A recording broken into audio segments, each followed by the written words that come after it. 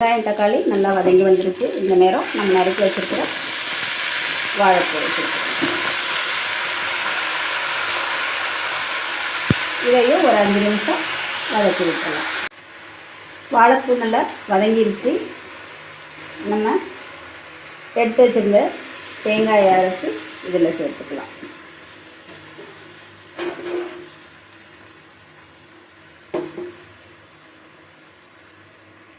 கொஞ்சம் மஞ்சப்பொடி,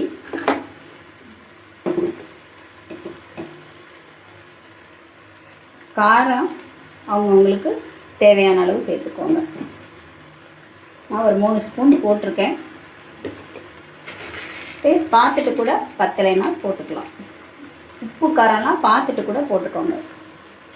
கொஞ்சமாக உப்பு சேர்த்துருக்கேன். இது ரொம்ப கெட்டியாக இருக்குது. இந்த மிக்ஸி ஜாரில் இருக்கிற